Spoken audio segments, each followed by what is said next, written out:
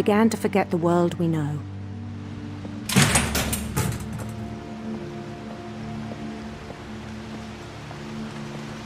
I think it pained him to remember Lewis, the cannery worker.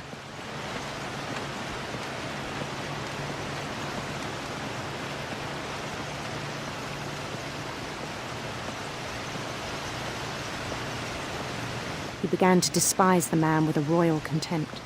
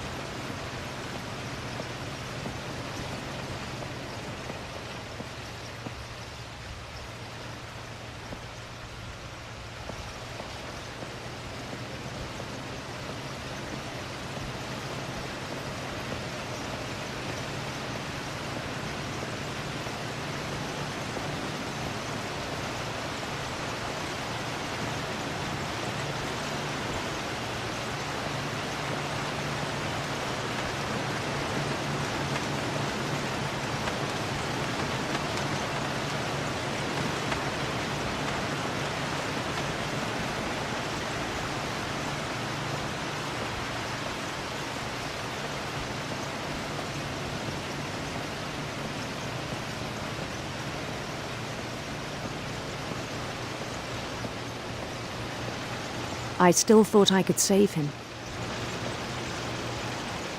Even after he said he was being crowned king over all the lands of wonder. The palace would be packed with his companions.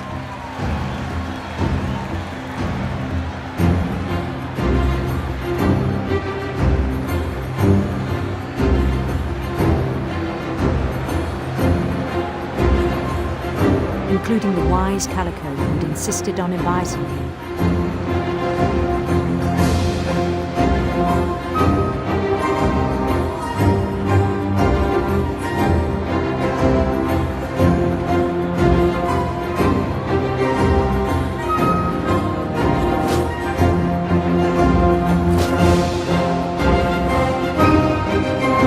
His prince waited, holding his crown.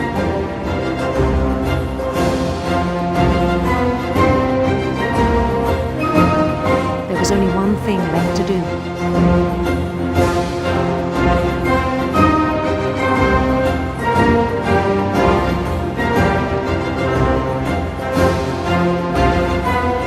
Bend down his head.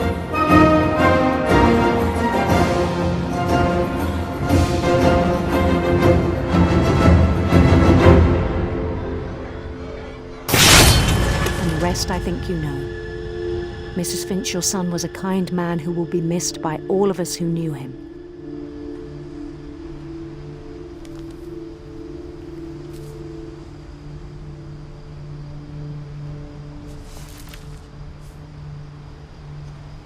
My brother was really cool. I wish you could have met him.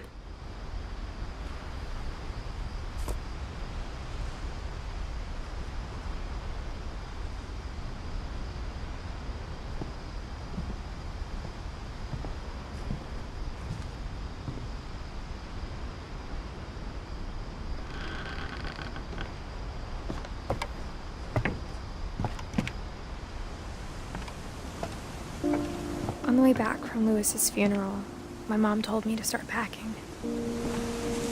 She waited until the day before we left to tell Edie. I'm not sure if she wanted to make it easier or harder.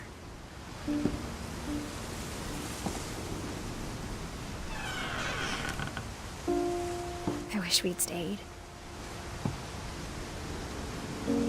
But I understand why we left.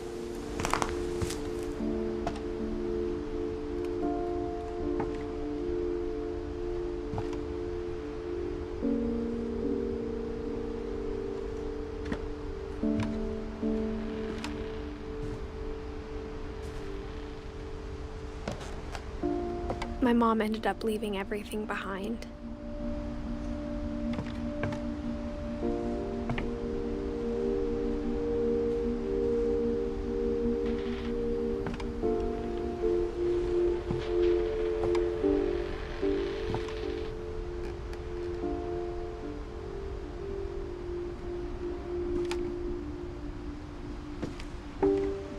What happened that night had been coming for a long time.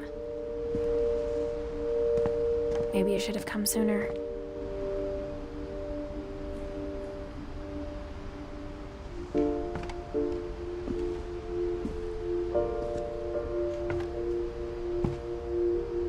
But it had to end one way or another. All that's left now is to tell you about that last night.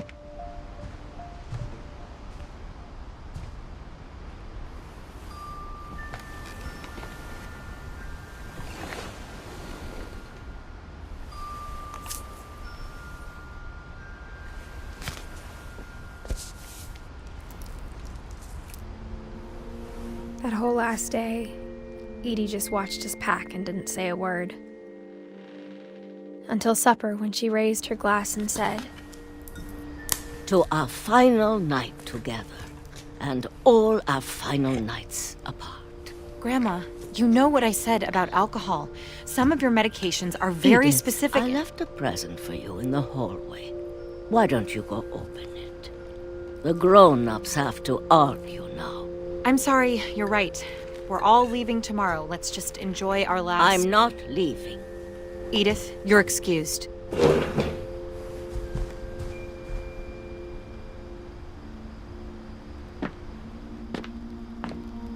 the power had been shut off that morning, but Edie always had plenty of candles. When my mom sealed the library, I don't think she knew about the other entrance, or that Edie had a key to it.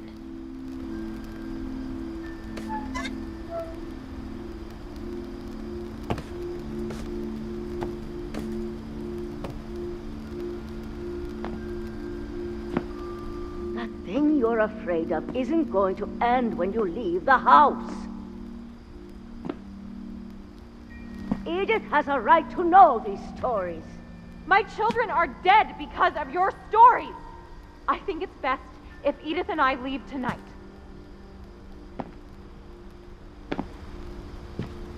We'll have the nursing home send a van for you in the morning, okay?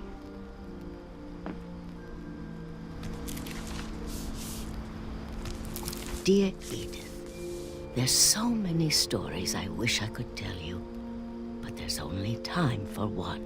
This is about what happened on the night you were born. That night, the tide went way, way out.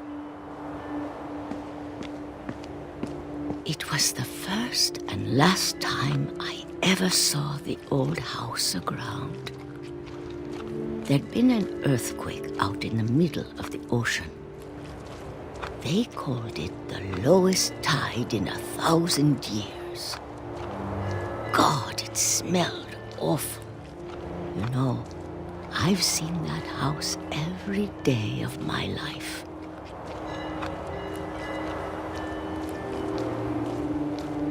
But I never thought I'd go back to it.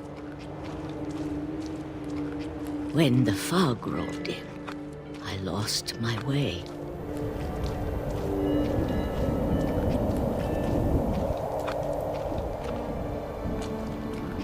I got turned around.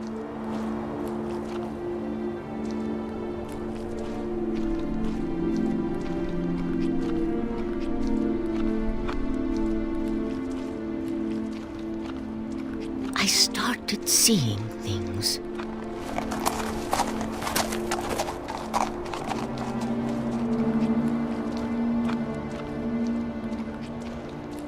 Things I'd forgotten had ever existed.